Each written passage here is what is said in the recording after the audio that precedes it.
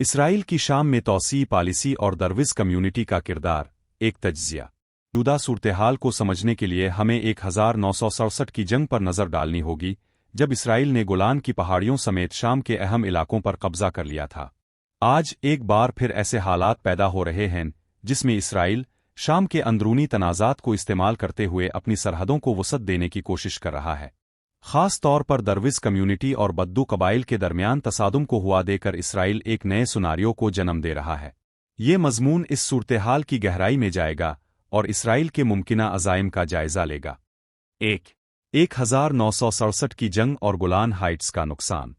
1967 کی 6 روزہ جنگ میں اسرائیل نے شام کے گولان ہائٹس پر قبضہ کر لیا، جو ایک اہم دفاعی اور جغرافیائی لحاظ سے زرخیز علاقہ تھا۔ اس جنگ کے بعد شام اپنا ایک بڑا حصہ کھو بیٹھا اور اسرائیل نے اس علاقے کو اپنے ساتھ منسلک کر لیا۔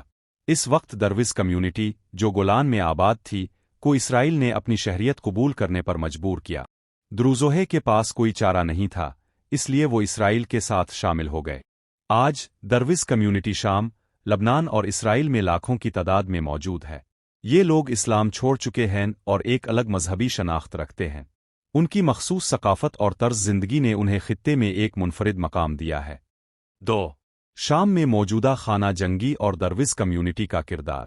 شام میں جولانی، حیات طارق الشام کا لیڈر اور دیگر گروپس کے درمیان کشمکش جاری ہے۔ حالیہ دنوں میں دروز کمیونٹی اور بدو قبائل کے درمیان ایک شدید تصادم کھڑا کر دیا گیا ہے۔ اسرائیل نے اس تنازع کو ہوا دینے کے لیے ایک منظم پلان کے تحت کام کیا۔ اغوا کاری کا واقعہ دروز اور بدو قبائل کے درمیان ایک شخص کے اغوا کے بعد لڑائی شروع ہوئی۔ جولانی کی مداخلت احمد جولانی، حیات طارق الشام کا کمانڈر، نے دروز علاقوں میں اپنی فوجیں بھیج دیں۔ اسرائیل کا فوجی اسرائیل نے دروز کمیونٹی کی حفاظت کے نام پر شام کے اندر فوجی کارروائی شروع کر دی۔